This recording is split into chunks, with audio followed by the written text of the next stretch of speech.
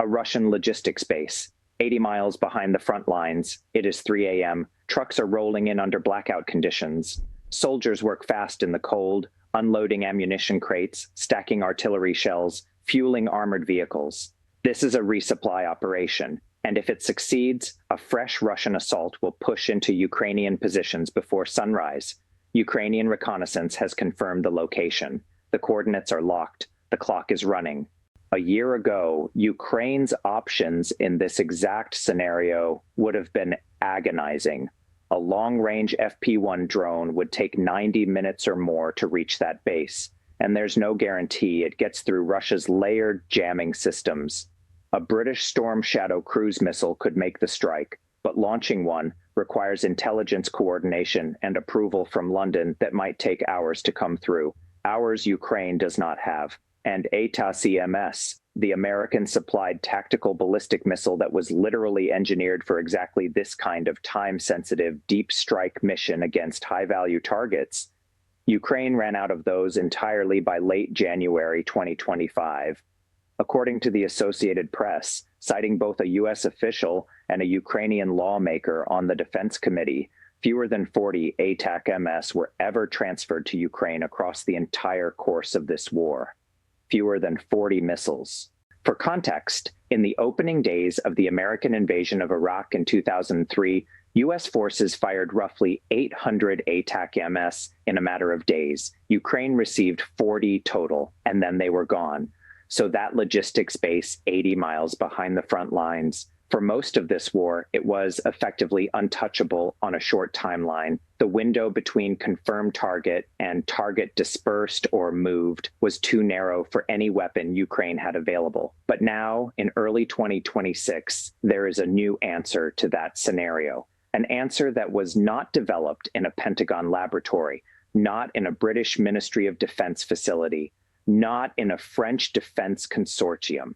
It was developed in a covert workshop in Kyiv by a team that includes a former film producer, a trained architect, and a group of engineers who got into weapons development because they were furious about how much Ukraine was paying for moped engine-powered attack drones.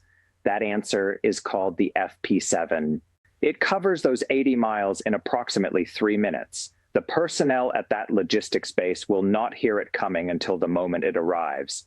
And it requires no permission from Washington, no approval from London, no coordination with Paris. Ukraine builds it, Ukraine fires it on Ukraine's timeline against Ukraine's targets. This is the story of the most consequential domestic weapons development in Ukraine's entire history as a nation at war. And to understand why it matters so much, we need to start with the numbers, because each number in the FP7 specification tells you something specific about the problem it was designed to solve. The FP7 is a short-range tactical ballistic missile produced by Firepoint, a private Ukrainian defense company headquartered in Kyiv. Its declared strike range is up to 200 kilometers, approximately 124 miles.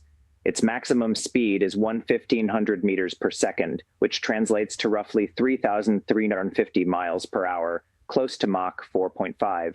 At peak trajectory, the missile climbs to an altitude of approximately 40 miles, well into the stratosphere above the operational ceiling of most air defense intercept systems. Its warhead weighs approximately 150 kilograms, or 330 pounds. The circular error probable, the technical measurement of how reliably a missile lands within a given radius of its intended target, sits at approximately 14 meters. And from the moment of launch to the moment of detonation, the entire flight takes a maximum of 250 seconds, 4 minutes and 10 seconds, less time than a commercial break. As reported by Ukraine's Pravda and confirmed by Defense Express, the FP7's first public test launch took place on February 27, 2026. Firepoint's chief designer and co-founder Dennis Sittlerman posted the footage on X with a simple caption, "Welcome, FP7." The video shows the missile departing its ground-based launcher, the solid fuel motor igniting at the precise moment of firing, and the weapon accelerating cleanly up the launch rail and into the sky. Now, and this matters, let's be exact about what that footage proves and what it does not prove. The video confirms that the FP7 exists as a real physical weapons system.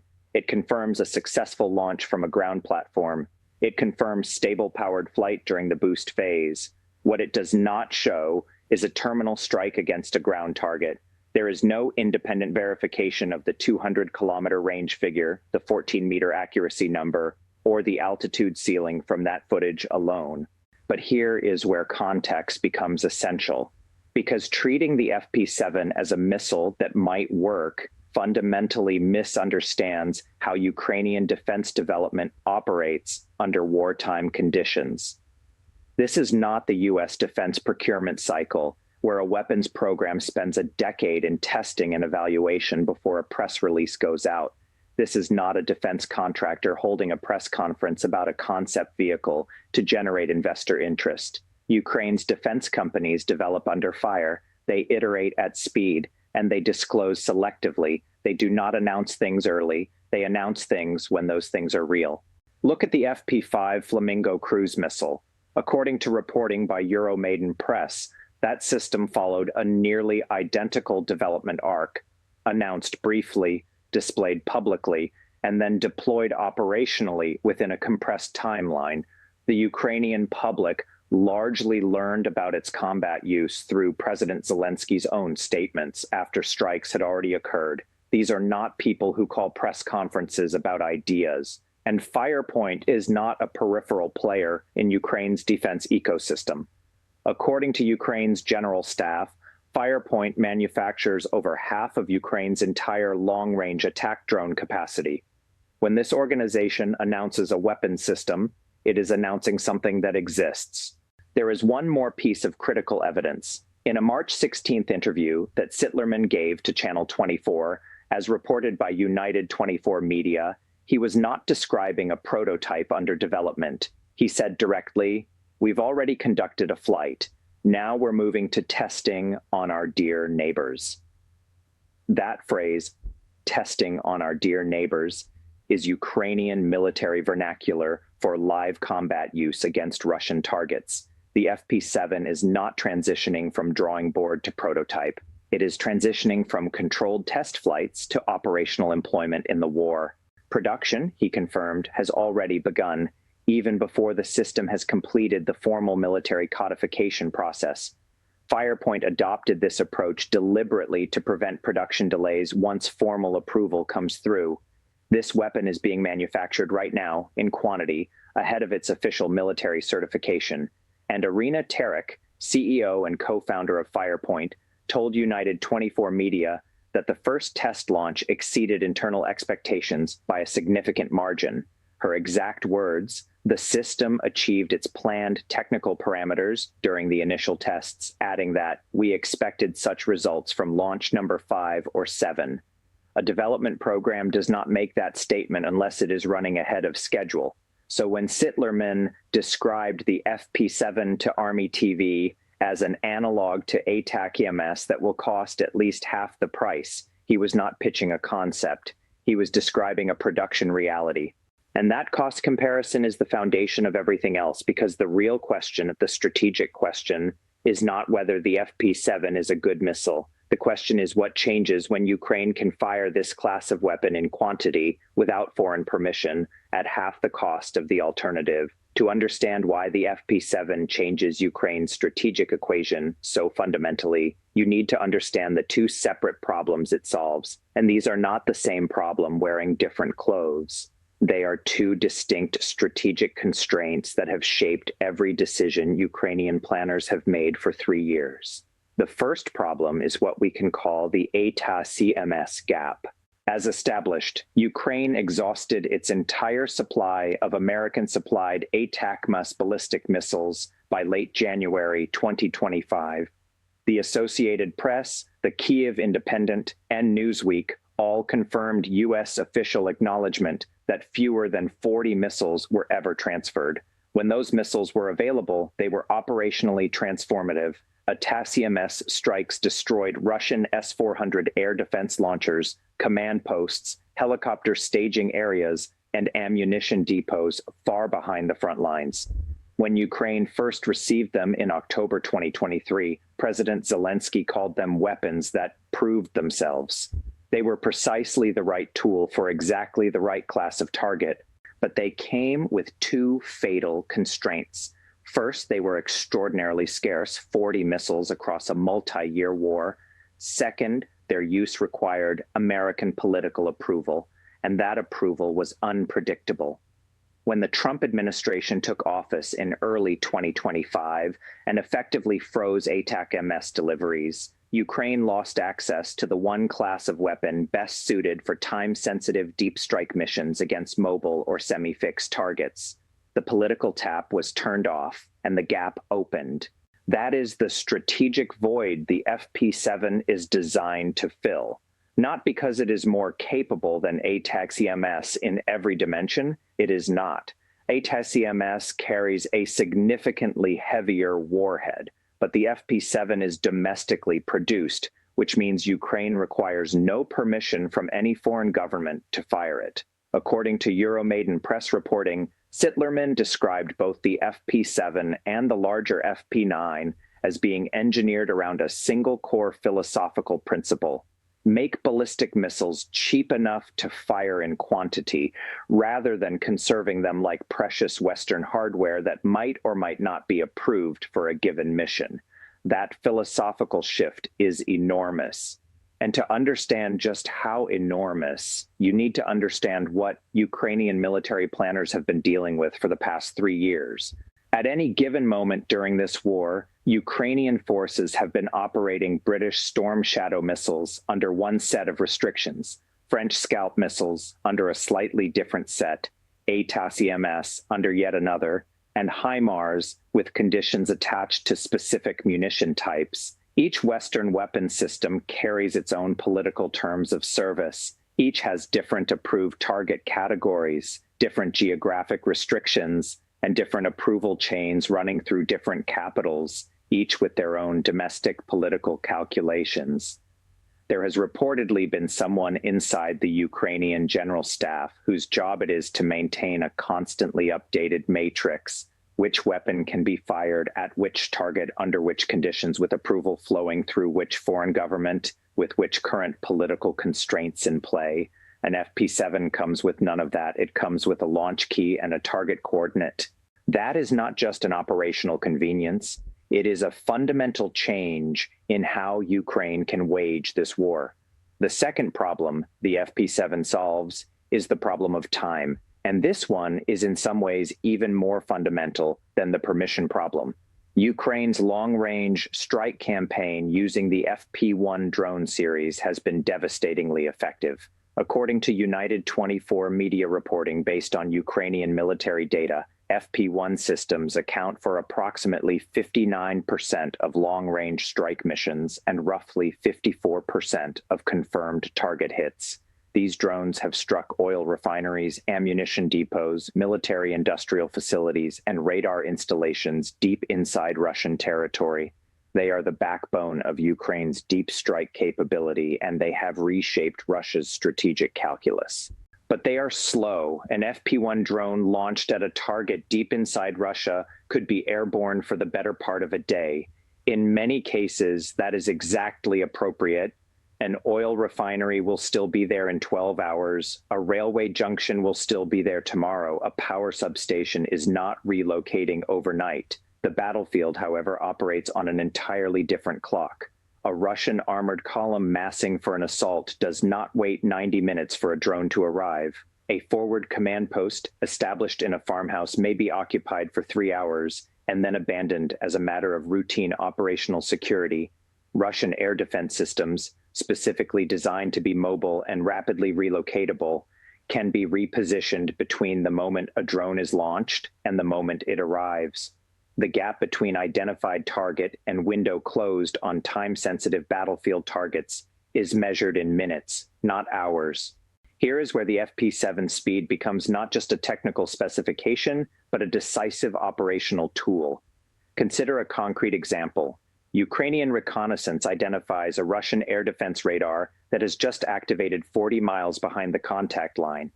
This radar is guiding interceptors against Ukrainian drones and causing a mission-critical disruption to an ongoing strike package. A long-range drone cannot arrive in time before the radar either completes its operational window or is moved. A storm shadow could reach it, but requires political coordination with a foreign capital that might take hours. An FP7 launched from a concealed position reaches that target in under 2 minutes. The radar crew has no meaningful response time. The intercept window for Russian air defense systems, which depends on early detection and accurate target tracking, shrinks to near zero.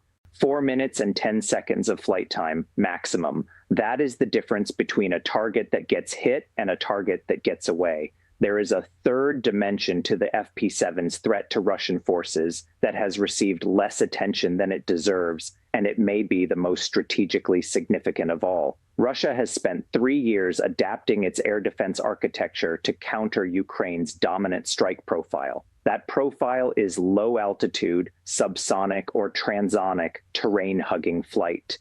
The FP1 drone operates this way. So do cruise missiles like the Storm Shadow and French Scalp.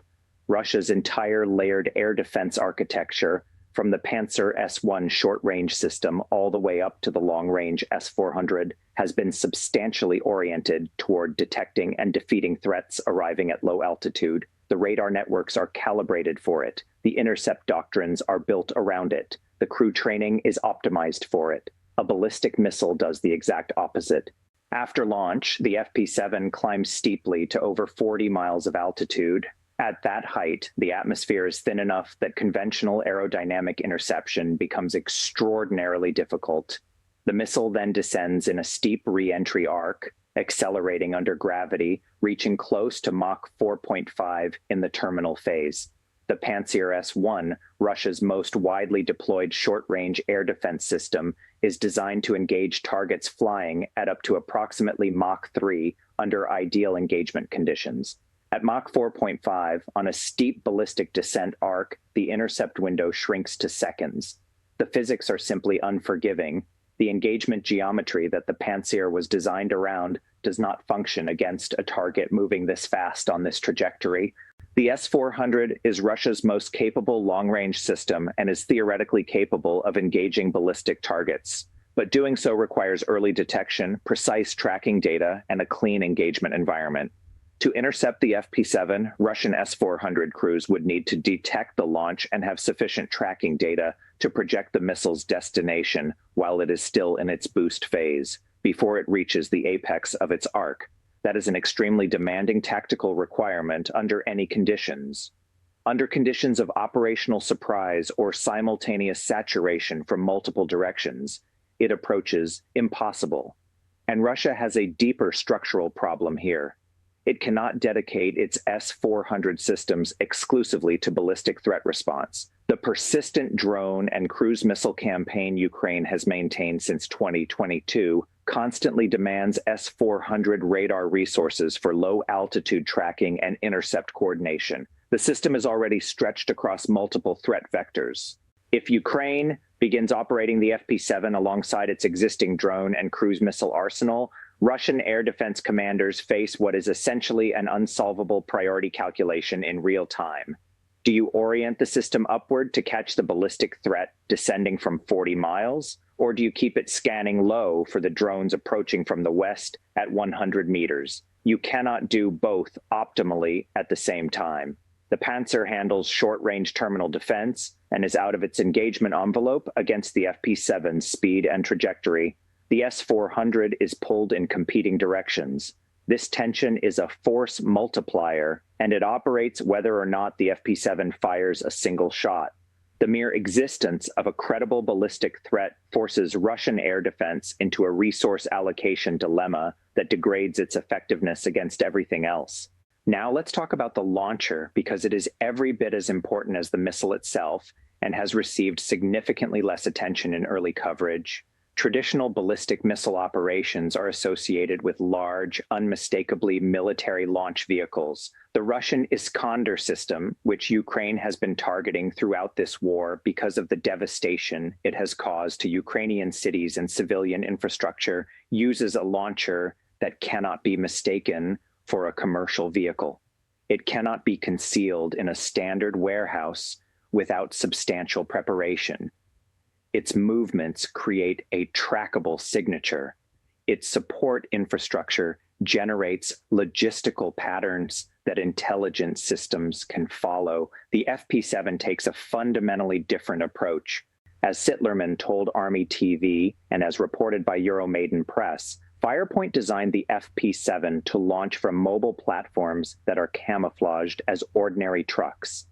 The system uses what's called a hot launch configuration, meaning the solid fuel motor ignites directly at the moment of firing from an exposed, inclined guide rail. This eliminates the need for a launch tube or vertical canister, dramatically simplifying the launcher's physical profile. The entire launch complex sits on a standard trailer platform towable by a conventional military or even civilian truck. It can be stored in facilities that would not register as weapons infrastructure to reconnaissance imagery. According to Euromaidan Press, the entire system can be ready to fire in approximately 15 minutes from arrival at a firing position. 15 minutes. After the missile launches, the truck moves. The firing position is empty before any Russian counter-battery radar can organize a response strike.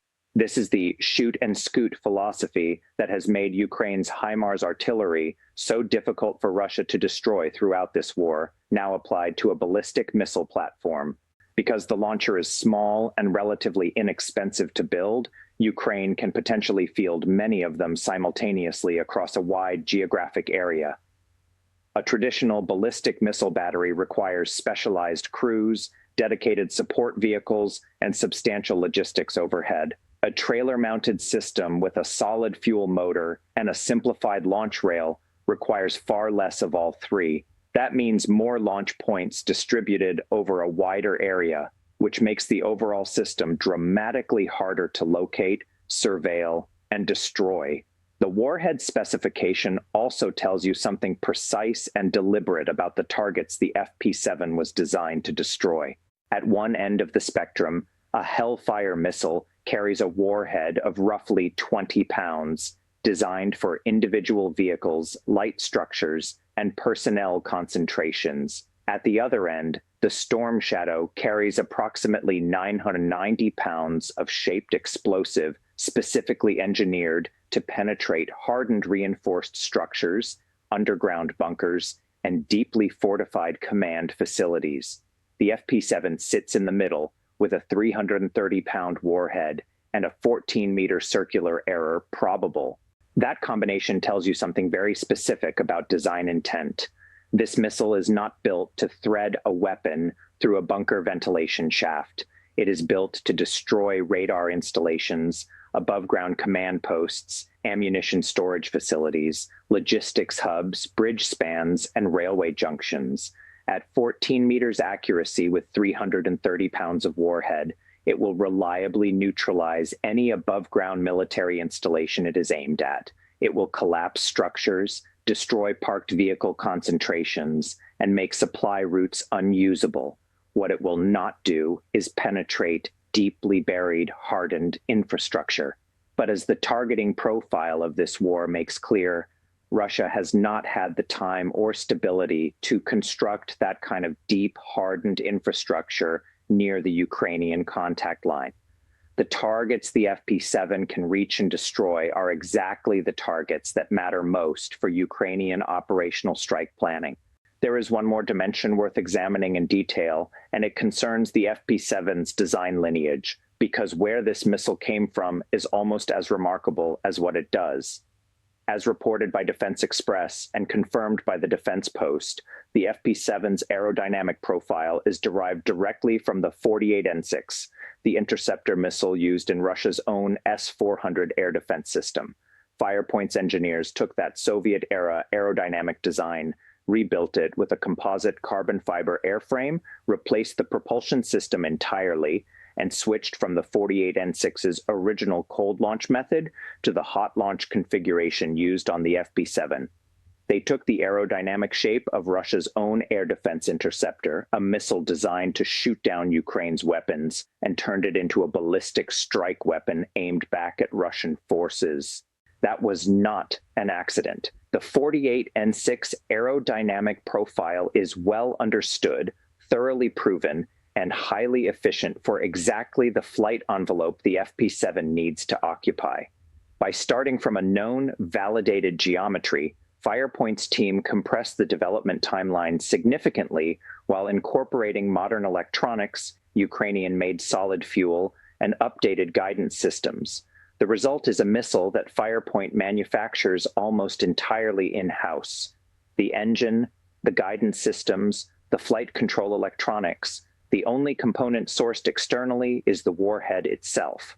That level of vertical integration in a domestic defense program launched in 2022 by people with no traditional defense industry background is one of the more remarkable industrial achievements of this entire conflict, which brings us to Firepoint itself and to a story that deserves to be understood in its own right. Firepoint was founded in mid-2022, in the early months of the full-scale invasion, by a group of people who were not defense industry professionals. General Director Yahor Skaliha was a film producer, CEO and co-founder Irina Terek trained as an architect. Chief designer Dennis Sittlerman was not a missile engineer by formal education. His entry into weapons development came through buying commercial drones for frontline Ukrainian units and becoming progressively more furious at what he described as a massive and inexcusable gap between the mechanical simplicity of those systems and the prices being charged for them under traditional defense procurement models. He decided to build better ones himself.